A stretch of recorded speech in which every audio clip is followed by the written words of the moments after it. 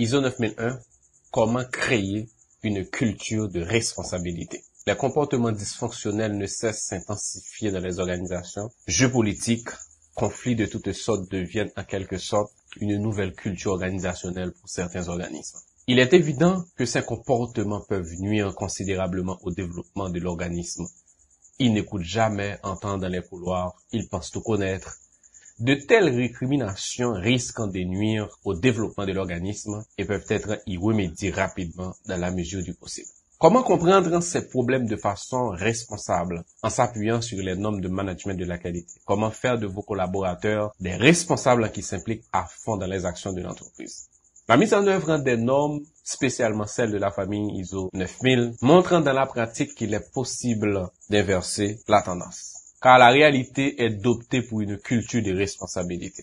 Il est évident qu'un individu ne peut à lui seul changer la culture d'une organisation. Mais l'engagement à la qualité crée une attitude constructive et peut avoir un effet automatiquement bénéfique et contagieux au profit de l'organisme. Selon Peter Economy, un manager remarquable et écrivain américain, créer des environnements de travail propices à la production de bons travaux de haute qualité est plus délicat qu'il n'y paraît à première vue. Dans les lieux de travail où les employés assument la responsabilité de leurs actions, les dirigeants peuvent réellement s'attendre à des niveaux de productivité beaucoup plus élevés, en particulier si les membres de l'équipe assument personnellement la responsabilité de leur travail, peu importe le résultat. Pour ce faire, en 5.3 de l'ISO 9001, la direction doit s'assurer que les responsabilités et autorités sont définies et communiquées au sein de l'organisme. Tous les employés dont la fonction affecte ou a une incidence sur la qualité doivent être responsabilisés, sensibilisés dans la mission qui est la leur dans cette démarche.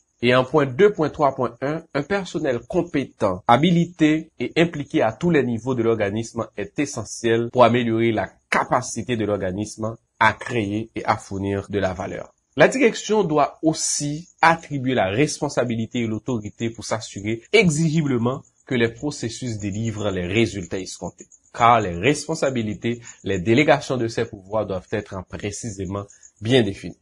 Alors la question qu'on peut se poser, quels sont les moyens et les outils que nous pouvons utiliser en conséquence? Parmi les outils, l'organigramme de l'organisation qui définit l'autorité, les rôles et les responsabilités reste en capital. La description des tâches à faire, les fiches de poste en fonction sont autant d'outils qui peuvent être utilisés pour responsabiliser les gens à l'intérieur d'une organisation. Rassurez-vous avant toute chose que les éléments qui partent à définir et à formuler ces responsabilités et autorités sont diffusés et compris par tous dans l'organisation.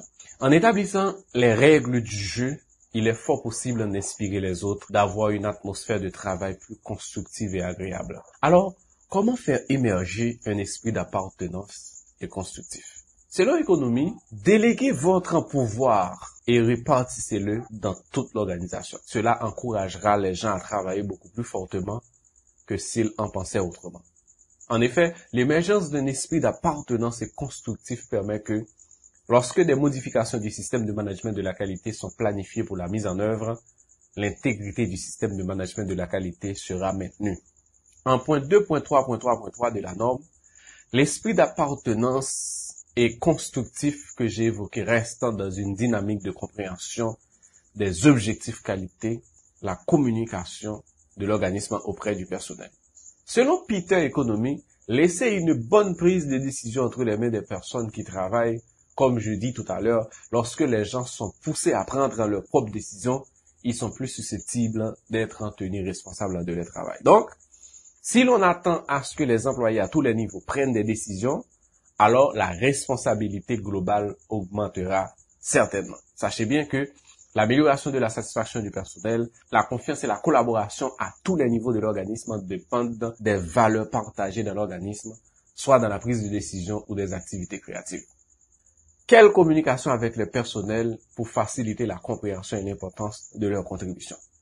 Cependant, responsabilité ne signifie pas accuser les autres. Au-delà des managers qui doivent prêcher par l'exemple, les membres d'une équipe doivent éviter de jeter la faute sur leurs collègues ou de désigner des coupables lorsqu'un projet ne se déroule pas comme prévu.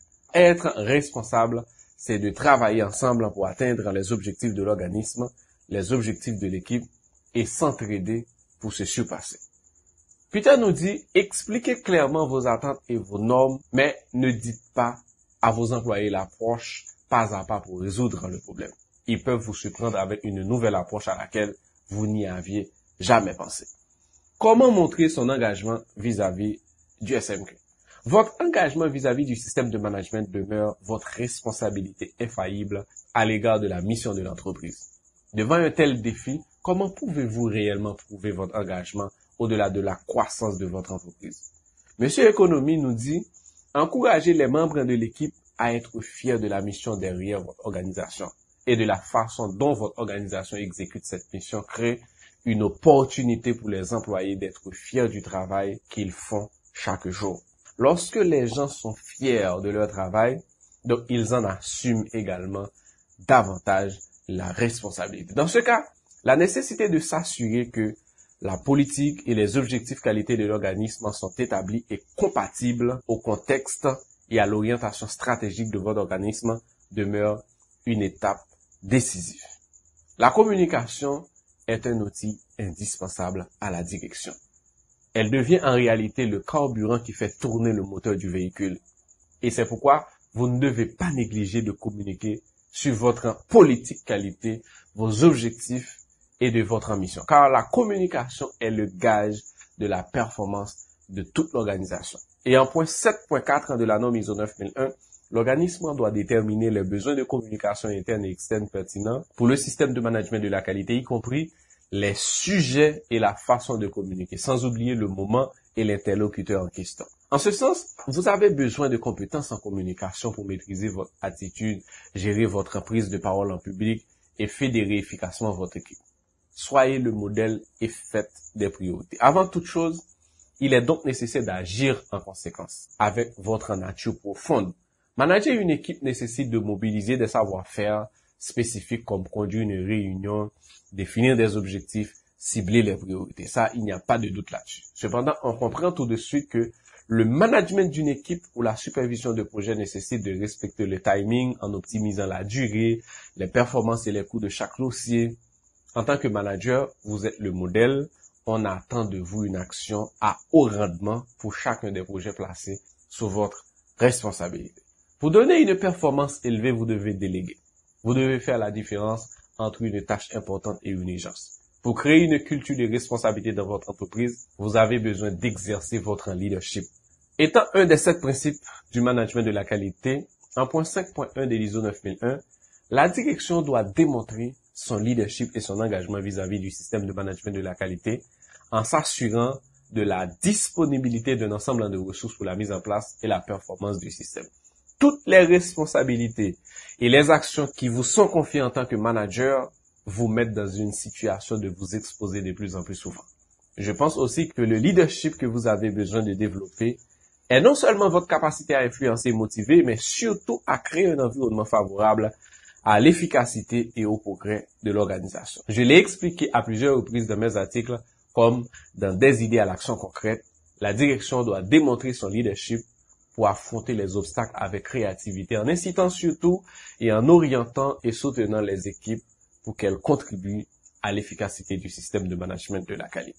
Selon Monsieur Économie, lorsque les employés progressent, il est important de récompenser ceux qui donnent le bon exemple aux autres. Les gens se sentiront remarqués, encouragés et mieux équipés pour continuer à produire du bon travail. Et ceux qui n'assument pas autant de responsabilités pourraient être encouragés à le faire. En guise de conclusion, pour créer une culture de responsabilité dans votre entreprise, vous devez être capable de développer plusieurs compétences, comme je viens de les énumérer dans cette vidéo. Les outils et les moyens que vous allez utiliser sont réellement capitaux. Vous devez communiquer efficacement avec le personnel pour comprendre son potentiel et sa contribution. Cela vous permettra de faire émerger un esprit d'appartenance et constructif. Pour vous engager vis-à-vis du système de management de la qualité, vous devez être un modèle et faites des priorités, car tout cela nécessite d'exercer efficacement votre leadership.